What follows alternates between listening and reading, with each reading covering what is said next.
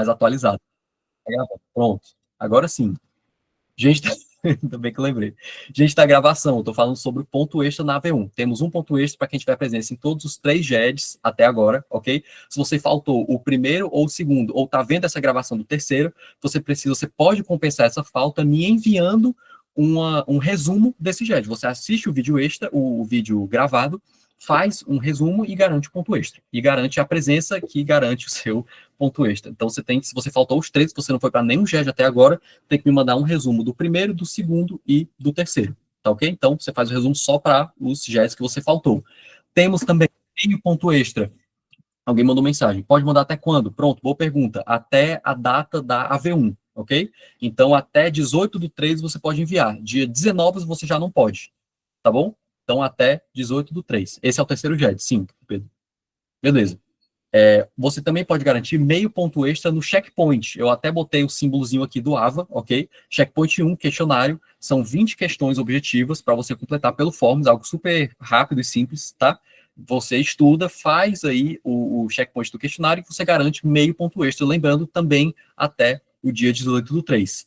Também nós temos meio ponto extra, esse, ou mais meio ponto extra, esse já passou, ok? Eu estou só dizendo que ele existiu, que foi até o dia 9/3, se eu não me engano, isso foi domingo passado. Era uma atividade que foi feita em sala, claro, quem fez em sala não precisa fazer pelo AVA, mas quem fez pelo AVA foi até o dia 9/3 e estava dentro da unidade 4. Então, de hoje para frente, você tem como garantir 1,5 ponto extra para a prova, se você não tiver feito nenhuma dessas atividades aqui. Mas se você tiver feito todas as atividades, você tem aí 2 pontos extras na AV1, ok? Eu decidi colocar essa imagem aqui só para que esteja lá disponível nos slides e a pessoa ter acesso a essa explicação aí de forma mais resumida, tudo bom? Tem a frequência dos JEDs, não sei qual JEDs faltei. Sim, Thaís, a frequência dos JEDs, ela fica dentro do nosso drive, que fica na descrição do nosso grupo. Se você entrar no nosso grupo de WhatsApp, na descrição dele tem o nosso drive. E o primeiro PDF lá é a frequência dos JEDs. Você lá consegue encontrar, beleza? Então, começando aí ao nosso conteúdo, avançando aí para o nosso conteúdo do JED de hoje, tá bom? Vamos só resumir um pouco o que a gente viu na aula passada. Na aula passada, a gente começou falando sobre o conceito de tributo. A gente viu aquele artigo terceiro complicado. Tributo é uma prestação pecuniária, compulsória, em dinheiro ou cujo valor nela se possa exprimir. Aquela coisa assim, aquela mistura de conceitos jurídicos que a gente não entende direito. A gente destrinchou em 4 partes, tá certo? E a gente chegou a um entendimento mais simplificado do que o tributo é. Que o tributo é um pagamento obrigatório em dinheiro ou equivalente, que não seja punição por ato ilícito, como, por exemplo, o exemplo que eu dei, uma multa de trânsito, estabelecido por lei e cobrado por um ente que deve seguir rigorosamente o que ela determina. Então, essa é a simplificação que a gente usou, tá? Dentro aí da parte 2, entre a parte 2 e a parte 3, a gente tratou do princípio da pecúnia non olet, certo? Que fala que o dinheiro é um termo em latim que diz que o dinheiro não tem cheiro, mesmo que o dinheiro venha de alguma fonte ilícita, isso vai ser fato gerador para a sua tributação. Então, não tem nada a ver o dinheiro vir de uma fonte ilícita, tem aí, a pessoa vai responder na esfera criminal, mas, mesmo assim, vai ter tributo como normal. Depois a gente viu sobre as obrigações tributárias. A gente viu a definição de obrigação tributária e a gente viu a linha do tempo de formação dessa obrigação tributária, dividida em hipótese de incidência, que é a primeira parte dessa linha do tempo, que é aquela situação abstrata, que ainda está no papel, fato gerador, quando essa situação se concretiza, sai do papel, de fato, para o plano da vida real, e então gera o nascimento da obrigação tributária, dividida em principal, de dar quantia, e acessória, de fazer, não fazer ou de tolerar. Temos também as formas de contornar essa obrigação tributária. A elusão fiscal, que é ilícita, uma forma de simular a lei. A evasão fiscal, que é também ilícita, uma forma de fugir da lei. E a elisão fiscal, que das 3 é a única lícita, que é uma forma de estratégia tributária dentro da empresa para pagar menos tributos. Então, foi isso que a gente tratou aí na aula passada. O que a gente vai ver nessa aula? A gente vai ver a totalidade da unidade 5, que fala sobre a classificação dos tributos. E os tributos, de acordo com o nosso ordenamento jurídico brasileiro, eles são divididos em 4 classificações. Quanto à espécie, quanto à vinculação, quanto à competência e quanto à função. E a gente vai falar sobre cada um aqui em ordem. A primeira classificação é quanto à espécie. Existe aí uma divergência doutrinária sobre a quantidade de espécies de tributos dentro do nosso ordenamento jurídico brasileiro. Porque, como vocês podem ver aqui, o CTN, ele fala só do imposto, da taxa e das contribuições de melhoria, lá no artigo 5º. Já a Constituição que vem falar sobre as contribuições especiais e sobre os empréstimos compulsórios. A gente ficou na dúvida se contribuições especiais ou se empréstimos compulsórios realmente entravam nessa noção de espécie de tributo, certo?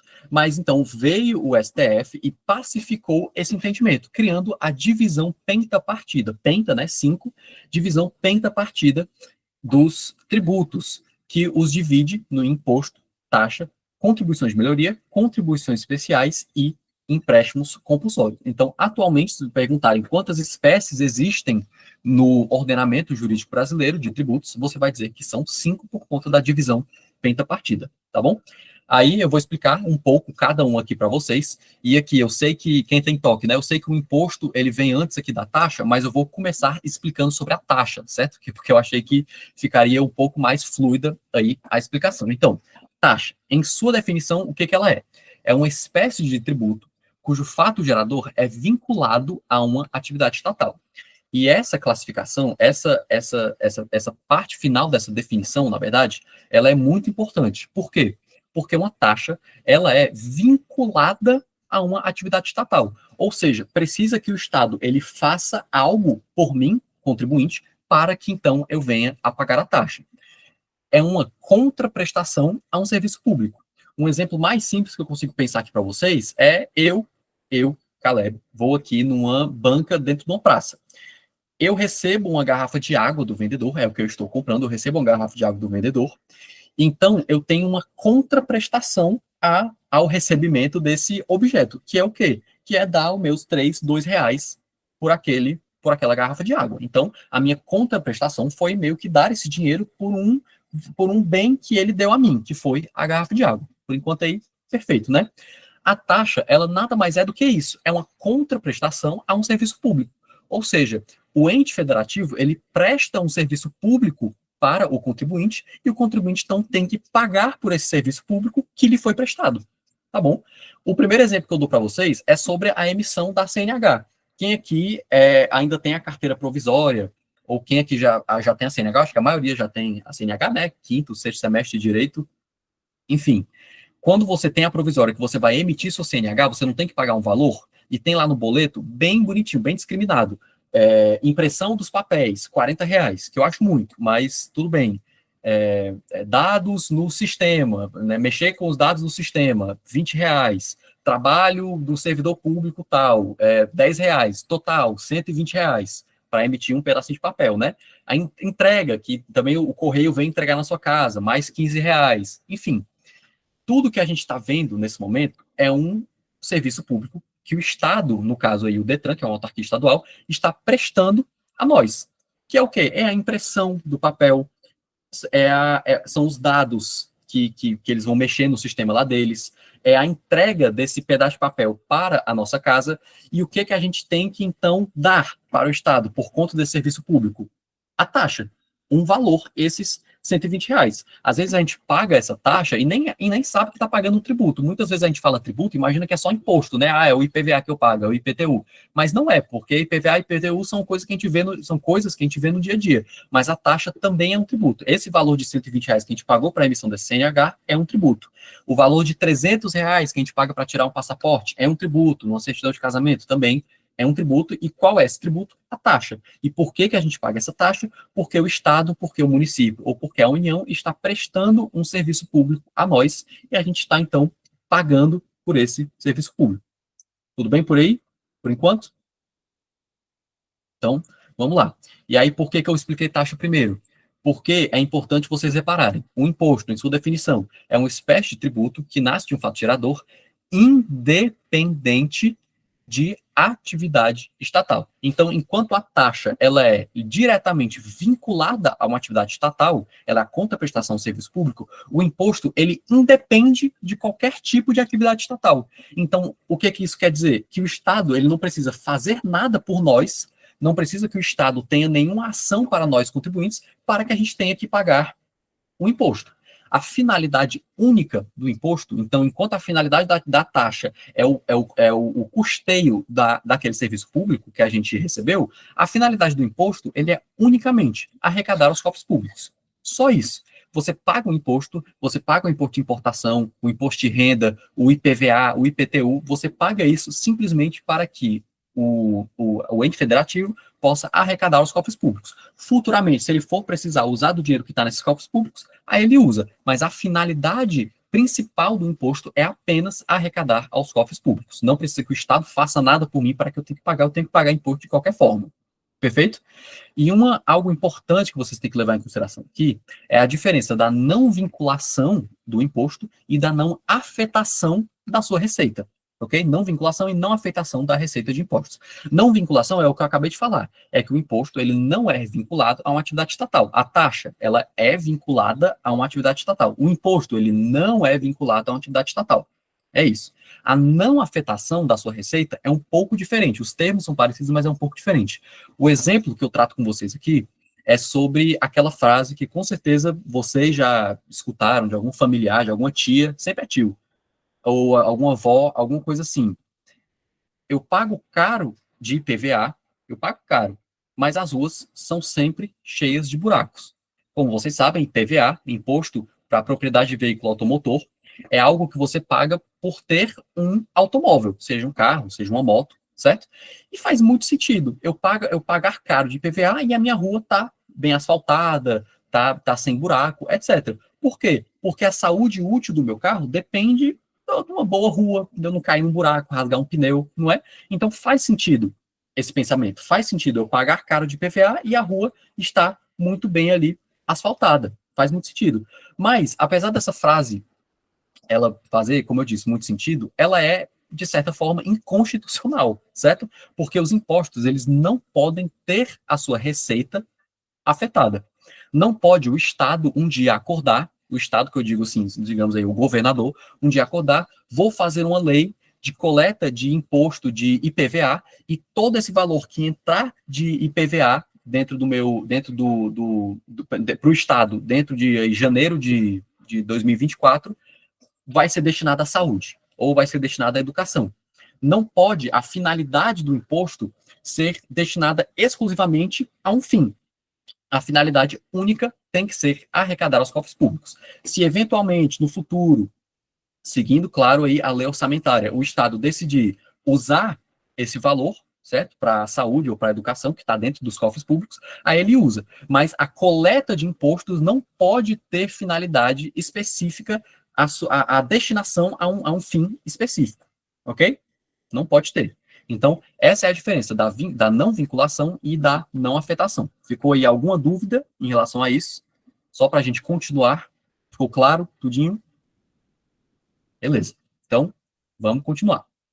Essa é bem interessante, são as contribuições de melhoria. Em sua definição, é uma espécie tributária cujo fato gerador é a valorização, essa parte é importante, é a valorização de imóvel do contribuinte decorrente de obra pública. Aí tem uma rápida história aqui para vocês. Vamos supor, eu tenho aqui o meu apartamento no Montese, certo? Tem o meu apartamento no Montese. É um apartamento que atualmente o valor dele custa 100 mil reais. A minha casa aqui, de 100 metros quadrados, custa 100 mil reais, ok? Em frente desse meu apartamento, eu olho pela janela, tem um terreno baldio, é uma região meio estranha, que tem gente que às vezes acontece assalto, às vezes eu escuto barulho de tiro e tal, mas enfim, o valor desse imóvel aí custa 100 mil reais.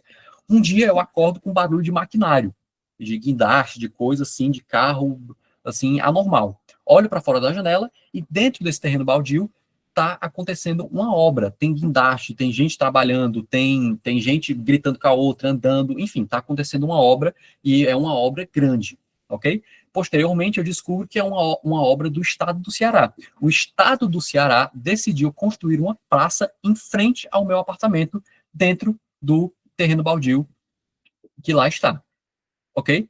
Passaram-se aí, digamos aí, alguns meses, se for uma obra demorada, alguns anos, e essa praça terminou a sua construção. O que antes era um terreno baldio, agora é um local com vida, é com gente andando, é com gente fazendo caminhada, passeando com cachorro, é com vendinha de comida, é com um açaí ali do lado, é com uma banca, que eu já falei, né, de venda de o que for, de água de coco. Então, é um canto em que diminuiu a criminalidade e, obviamente, valorizou os imóveis daquela região.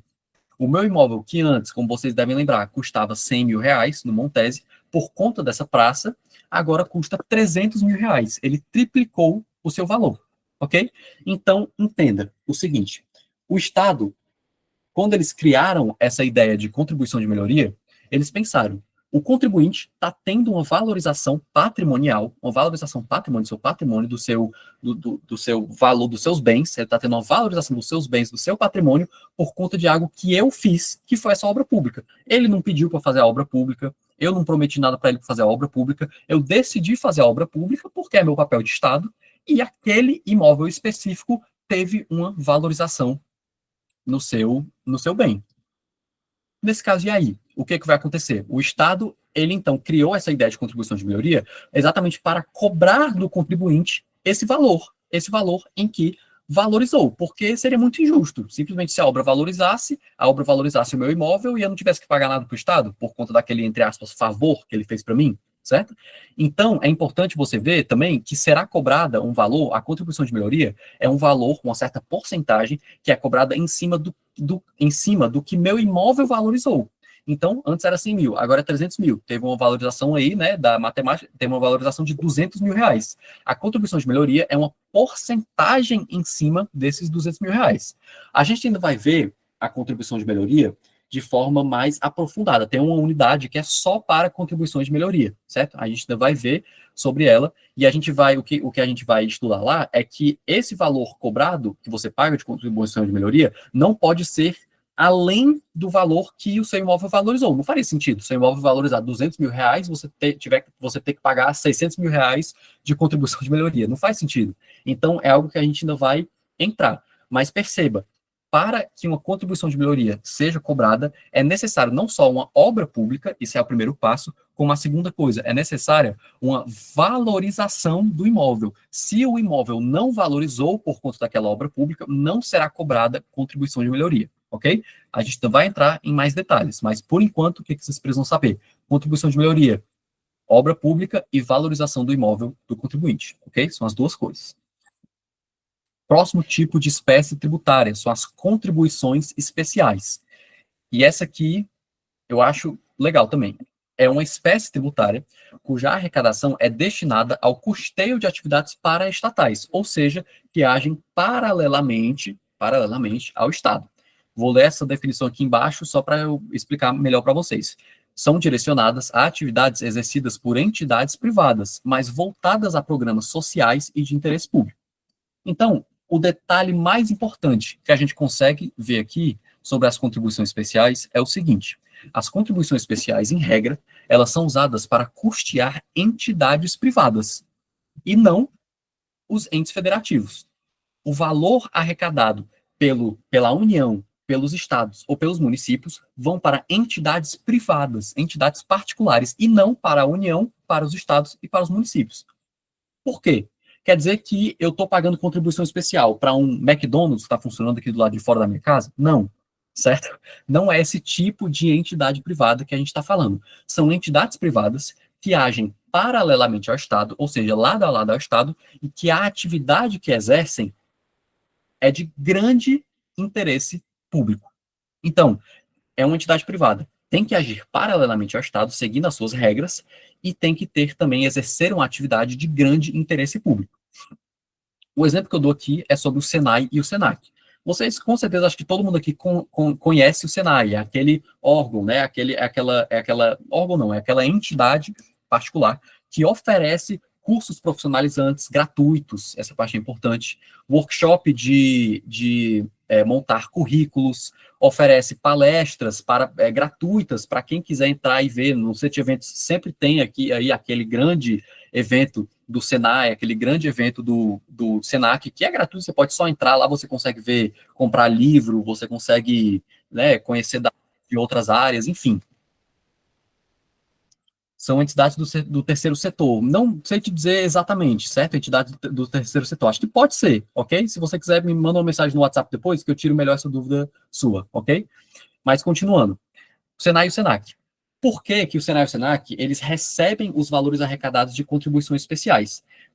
Percebam, é uma entidade privada, é uma entidade que age lado a lado com o Estado, e é uma atividade que, por oferecer esses cursos gratuitos, esses workshops de criação de montagem aí de currículo, são entidades que ajudam comunidades o quê? Mais humildes, que ajudam a tirar pessoas da pobreza, que ajudam a que ajudam assim a inserir pessoas menos favorecidas no mercado de trabalho. Então percebam, é uma entidade privada de grande interesse público e de grande interesse social.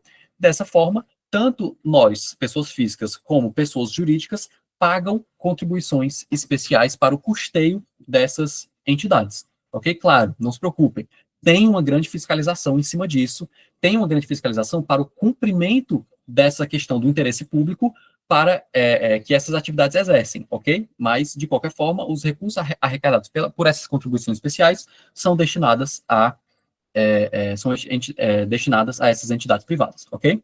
Os tipos de contribuições especiais são as sociais, as CID, ou seja, de intervenção no domínio econômico, as corporativas, uma nova do custeio da iluminação pública, e as sociais são divididas em de seguridade social, gerais e residuais, ok? Eu não vou entrar nesse detalhe agora, eu não vou entrar nesse assunto agora aqui com vocês, porque, de novo, assim como as contribuições de melhoria, as contribuições especiais têm uma unidade inteira destinada só a ela, em que a gente vai sim entrar em detalhes sobre as sociais, as CID, corporativos, custeio da iluminação pública e as divisões das sociais, ok? Então, a gente não vai entrar nesses detalhes agora, eu queria só mostrar para vocês que sim, existem tipos de contribuições especiais. Tá bom? Então, vamos lá. O próximo. A nossa última espécie de tributo são os empréstimos compulsórios. E de todos eu acho esse aqui mais interessante. Por quê? Porque ele é extremamente, é até redundante dizer isso, mas ele é extremamente extraordinário. É um tributo que não acontece no nosso dia a dia. Então, vamos ler aqui a sua definição. É uma espécie de tributo cujo fato gerador é uma situação extraordinária, como calamidade pública, guerra externa ou investimento urgente de interesse nacional, em que o fisco tem o dever de restituir o valor arrecadado. Então, esse empréstimo compulsório, ele ocorre muito como um empréstimo normal. Você paga alguém e depois você recebe esse valor de volta. Das 5 espécies, ela é a única que promete a devolução. Das 5, ela é a única que promete a devolução. Mas ela tem situações específicas para que ela possa ser cobrada. E a gente tem aqui ela no artigo 148 da Constituição, ok? E a gente vai ler rapidamente esses dois incisos só para a gente entender. Então, a União, por meio de lei complementar, ainda vou entrar nesse detalhe aqui mais à frente, quando a gente estiver explicando sobre ele, poderá instituir empréstimos compulsórios. Em que situações? Para atender às despesas extraordinárias decorrentes de calamidade pública, guerra externa ou iminência, e no caso de investimento público de caráter urgente e relevante interesse nacional. Então, o que está acontecendo aqui? Nesse inciso primeiro, o que está acontecendo? O que acontece com os empréstimos compulsórios? O país inteiro, aconteceu um terremoto no país inteiro, certo? É o que afetou o Brasil como um todo. Tem enchente acontecendo lá no Rio Grande do Sul, como tem acontecendo lá no Acre, tá? Então tem muita coisa acontecendo no Brasil por conta dessa calamidade pública. É um gasto que o país não estava, a União não estava preparada para gastar no ano passado, porque ninguém, obviamente, ninguém espera uma calamidade pública desse nível acontecendo dentro do nosso país, e graças a Deus até hoje nunca aconteceu, mas enfim, terremoto, né, claro. Mas o que que acontece? Por conta disso, eles estão percebendo que eles estão gastando mais dinheiro do que eles têm. E aí, o que que é o empréstimo compulsório? É, de forma bem simplificada e bem entre aspas, tá? Uma vaquinha coletiva por todo o país para que a gente possa custear esses valores extraordinários. Esses valores que o Estado, no caso a União, está gastando, além do que ela deveria gastar para acabar com para atender a essa calamidade pública. Okay? Então, esse é o primeiro exemplo, é um terremoto. No caso de guerra externa ou iminente, em que o Brasil tenha participação, também nunca vai acontecer, ou assim não tem previsão de acontecer no futuro próximo. E no caso de investimento público de caráter urgente, então, digamos aí, chega os Estados Unidos, ele diz, tem um investimento de 8 trilhões de dólares que vocês têm que entrar, e ele promete, é um investimento que promete 10 trilhões no ano seguinte. É um investimento gigante, né? O Brasil, acho que não tem 8 trilhões de dólares para fazer, e de grande interesse social. O que acontece? Eles fazem esse empréstimo compulsório para que eles consigam, então, entrar, digamos, entre aspas, com os Estados Unidos dentro desse investimento, e quando eles recebem esse valor de volta, aí no ano seguinte, esses 10 trilhões que foi prometido, eles, então, restituem esses valores às empresas e às pessoas físicas que pagaram esses empréstimos compulsórios, esse empréstimo compulsório, tá bom? Então, esses são os dois exemplos. Despesas extraordinárias decorrentes de calamidade pública, guerra externa ou iminência, e no caso de investimento público de caráter urgente e relevante de interesse nacional, ok? É a única das 5 espécies que promete uma devolução desse valor. Perfeito aí, por enquanto? Vamos lá. Agora, continuando aí a nossa classificação dos tributos, a gente já viu os tributos quanto à espécie, agora vamos ver os tributos rapidamente quanto à vinculação. E essa vinculação é a mesma vinculação que eu falei para vocês quando eu estava explicando sobre taxa e quando eu estava explicando sobre os impostos. Lembra que as taxas, elas são vinculadas a uma atividade estatal, e lembra que os impostos, eles não são vinculados a uma atividade estatal? Pois é essa mesma divisão. Quais são os tributos não vinculados? Só os impostos. E quais são os vinculados? Todo o resto. Perfeito? É isso. Os impostos, eles não são vinculados a uma atividade estatal. Perfeito. As taxas, contribuições de melhoria, contribuições especiais e empréstimos compulsórios são ligados a uma atividade estatal, são vinculados a uma atividade estatal. Então, não vinculados só os impostos, vinculados todo o resto. Perfeito? Essa é a classificação. Próxima classificação, quanto à competência. E quando eu digo aqui competência, eu digo que o poder que um ente político tem para criar tributos. O ente político que eu trato aqui é ente federativo, tá? É município, estado e união, porque são nomes, são sinônimos, aí são nomes diferentes. Mas a competência é o poder que esse município, estado ou união vai ter para instituir, para criar esse tributo. Então, quais são os tributos, os impostos federais? IOF, Imposto sobre Operação Financeira, II, Imposto sobre Importação, IPI, Imposto sobre Produto Industrializado, IR, Imposto de Renda, aí presentes no artigo 153. Esses impostos, só esses impostos, podem ser criados pela União e ninguém mais. Então, IOF, II, IPI, IR, eu botei 3 pontos porque eu acho que tem outros, mas IOF, II, IPI e IR só podem ser criados por entes políticos federais, que no caso é a União. ICMS, IPVA e TCMD são os impostos estaduais, só podem ser criados pelo Estado.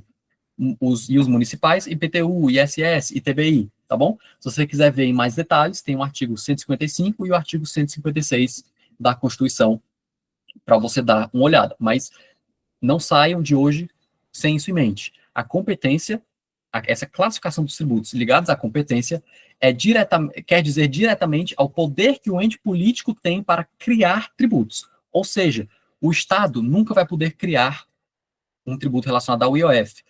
O Estado nunca vai poder cobrar imposto de renda.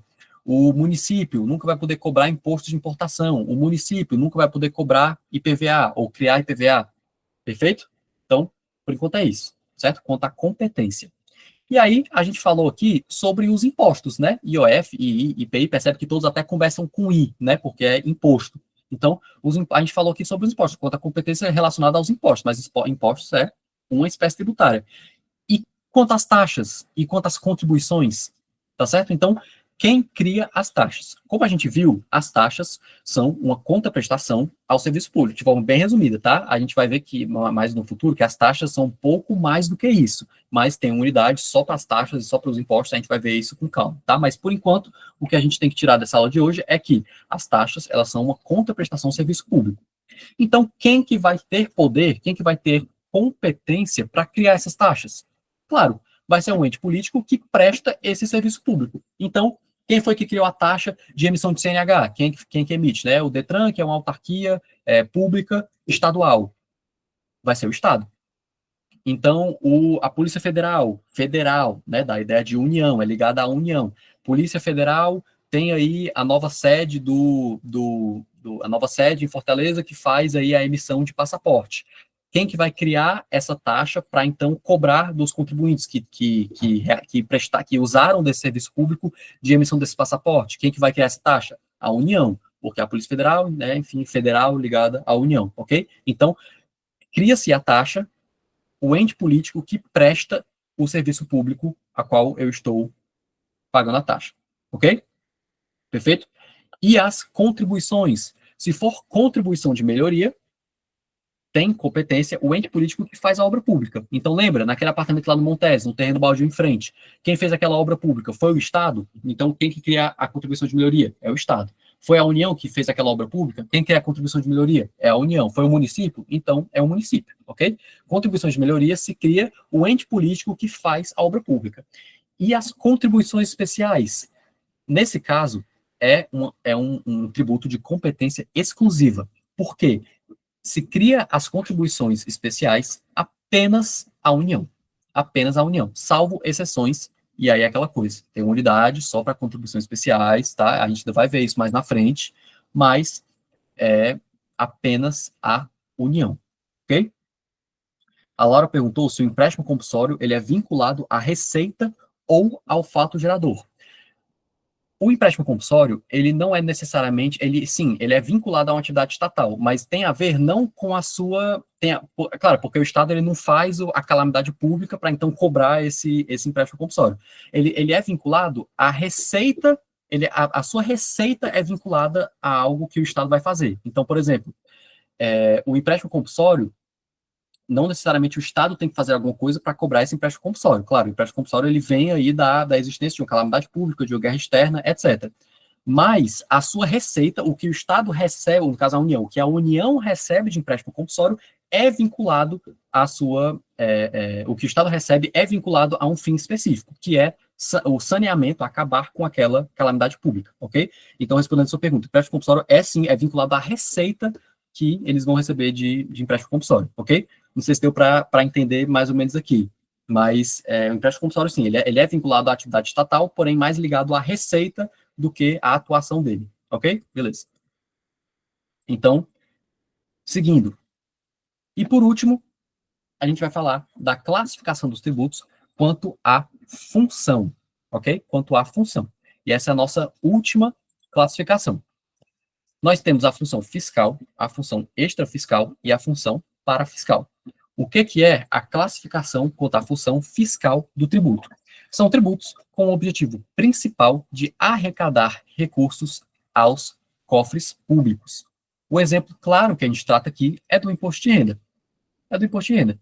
Então, se um tributo ele tem como principal objetivo recursos aos cofres públicos, recursos destinados aos cofres públicos, ele vai ter função fiscal apenas. O exemplo que eu mais coloco aqui são os impostos. Eu coloquei imposto de renda porque é um tributo, é um exemplo mais específico. Mas todos os impostos, em geral, eles vão ter função fiscal, ok? Lembra? A gente falou naquela questão da não afetação, né, da receita de impostos. O imposto não pode ter a sua receita ligada a um fim específico. A sua finalidade tem que ser a arrecadação para cofres públicos. Então, qualquer tributo que tenha a sua finalidade principal, a arrecadação para cofres públicos, terá função fiscal. E quem que tem função fiscal? Os impostos, ok? Então, função fiscal, tributos com o objetivo principal de arrecadar recursos aos cofres públicos apenas. Perfeito? Função extrafiscal, são tributos com o objetivo principal de intervir na economia. E aí, o exemplo que eu dou aqui é sobre o imposto do pecado. Eu não sei se vocês viram essa notícia há um tempo atrás, mas que criou-se esse imposto do pecado, que era basicamente o quê? Era o aumento da alíquota do imposto de importação para cigarro e para bebida alcoólica, tá? Digamos aí, o que que a União percebeu, certo? Aqui eu já estou assim, na ideia do hipotético, certo? Mas o que que a União percebeu? Que estava tendo muito cigarro e estava tendo muita bebida alcoólica para acesso da população brasileira, ok? Então, o que que eles fazem? Eles aumentam propositalmente, sabendo que o que vai acontecer, eles aumentam a alíquota do imposto sobre importação para produtos especificamente ligados ao cigarro e à bebida alcoólica. Então, aí, digamos aí, ao álcool e ao tabaco, por exemplo, certo? Nesse caso, o que que vai acontecer? Empresas de cigarro vão diminuir a sua produção. Claro, porque se eu estou pagando um valor a mais de tributo, para que eu não tenha prejuízo, eu preciso diminuir a minha produção. Diminuindo a minha produção de cigarro e diminuindo a minha produção de álcool, o que que vai acontecer? A população vai ter menos acesso a essas questões, a esses bens, ok? Então, essa é a função extrafiscal. São tributos com o objetivo de intervir na economia. Percebe que o Estado ele teve uma ação, ele teve uma atitude que interviu na economia do cigarro e na economia do álcool, ok? Da bebida alcoólica. Então, extrafiscal tem o objetivo principal de intervir nessa economia, ok? Já a classificação dos tributos quanto à função parafiscal. O que tem a ver essa função parafiscal? São tributos que destinam-se à arrecadação de recursos para financiar atividades de terceiros que desempenham funções de interesse público. É aquela coisa, pessoal, que a gente já tratou das contribuições especiais. Então, se o Estado está cobrando um determinado tributo para ele tá o Estado, que eu digo o ente federativo, tá? Município, Estado ou União. Então, o ente federativo ele está cobrando aquele tributo para dar esses recursos para entidades privadas que andam lado a lado com o Estado, que exercem atividade de grande interesse público, o tributo está exercendo sua função parafiscal, ok? Né? Paralelo, é só pensar nisso. Paralelo, extrafiscal, é que intervém na economia e fiscal, que tem como objetivo principal a arrecadação aos cofres públicos, tá certo? Então, terminando aqui, parafiscal é aquela função de tributos que andam lado a lado com o Estado, aqueles que vão ser arrecadados e vão ser destinados a atividades de entidades privadas de grande interesse público, tá bom? O exemplo que eu dou aqui são as contribuições especiais. Então, contribuições especiais são um exemplo de tributo cuja função é parafiscal, tá bom? E é isso, pessoal. Muito obrigado pela presença de vocês aqui nesse JED de hoje. Eu tentei aqui tratar de toda a unidade 5 como um todo, e eu acho que deu certo. Acho que o que eu falei aqui foi mais ou menos o que o Ellisberg falou em sala, tá bom? Então, agradeço demais aqui a presença de vocês. Quero desejar a todo mundo aí um bom sábado, um bom final de semana, e aí a gente se vê ao longo da semana. A gente vai se falando. Boa sorte aí na prova, estudem, certo? Como vocês podem ver, não é algo difícil, é algo que simplesmente só exige tempo para estudar, tá certo? Então, agradeço demais a presença de vocês, gente. Muito obrigado e bom sábado. Eu vou enviar aqui a frequência para vocês